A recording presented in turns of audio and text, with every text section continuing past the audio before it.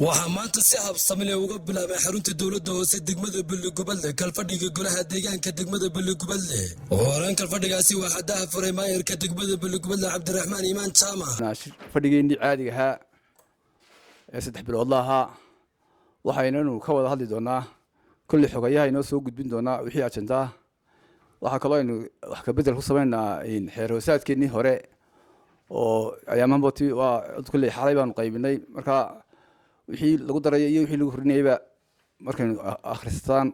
way ka hadli doontaan sidoo kale isaguna waxa halkaasi warbixin kooban oo ku saleysan ajendaha kalfadhiga golaha deegaanka degmada Beledweyne ka jeediyay xogayaha dowladda hoose degmada Beledweyne Cabdikariin Cabdiraxmaan Madar barasaabka gobolka Hawdo isagoo ka soo qayb galay kalfadhigaasi golaha deegaanka ayaa hadallo mahadnaqa halkaasi isaguna ka jeediyay sida habsamida leh u socdo kalfadhiga wixii kale hawleeyno yaalay imka waxayna ugu adag hawsha ciyaaro aan Charles Bade kaarsanayn oo qorshaheedina aynu waxna iska weydiinayna ilaa shalay aynu ku jirnay hadda lafteedana waxyaabaha dabadayga wadax doonayna dhaqaaqaba hadda waxa gaargiisa hawle ka socotay marka iyadana ina qayb ka siisaan qorshaha ku darsataan shirkiina hawsha ciyaaraha lafteeda cida soo diri lahayd inuu halkan wixii laga qaban lahaa iyo wixii qorshaha insha Allah ta'ala هذه أكبر السلام يا وحنا نادي كما علنا يعني استقلها يا ما يركني فلنتين يا دمان أي لا شقيسان يرنتي قبل كورة شقيسان دولة شقيسان